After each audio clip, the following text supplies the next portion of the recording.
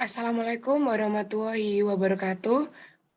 Perkenalkan kami dari kelompok G yang beranggotakan saya sendiri, Anita Rahayu Lestari, Nafiatul Nur Hakiki, dan Yola Putri Ramadhani akan mempresentasikan tentang penambahan dexitabin dosis rendah ke anti-DP1 antibodi cramlizumab pada limfoma Hodgkin klasik yang kambuh atau refraktori.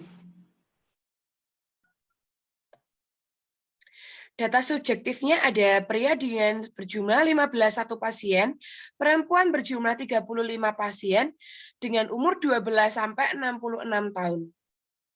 Kemudian ada data objektif.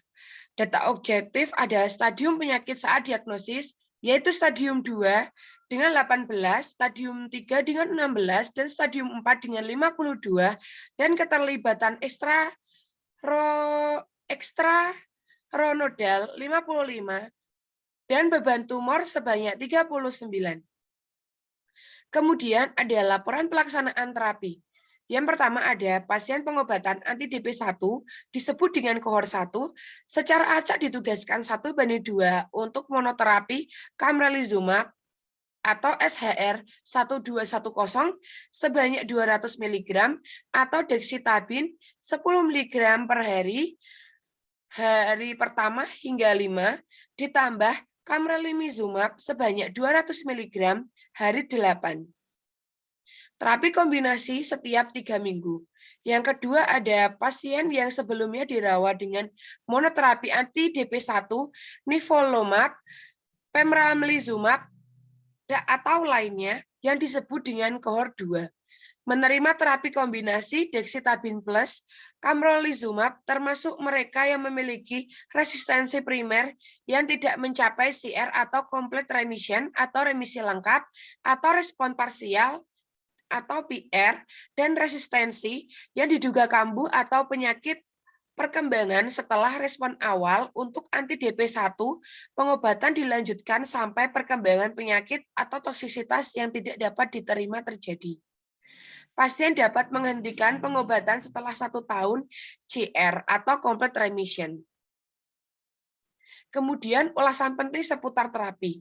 Dalam penelitian kami, dengan media tindak lanjut 14,9 bulan, semua responden mempertahankan tanggapan yang lama lebih dari 6 bulan, dengan PFS atau Piper Fatigue Scale 1 tahun, dan tingkat DOR diperkirakan 89% untuk pasien naif pengobatan anti-DP1 setelah menerima terapi anti-DP1 yang diprioritaskan dengan dexitabin. Blokade DP1 dapat menghidupkan kembali sel T yang kelelahan dengan mengganggu peningkatan DP1 dan DPL1 pada tumor atau sel penekanan kekebalan lainnya. Namun, sel T yang kelelahan memiliki profil epigenetik atau perbedaan dibanding dengan sel T efektor dan memori atau tidak dimodel ulang oleh blokade DP1. Ini dapat membatasi kemampuan antitumor yang tahan lama dari antibodi anti-DP1. Dexitabin dosis rendah dapat mengubah status epigenotik tumor dan imunosit.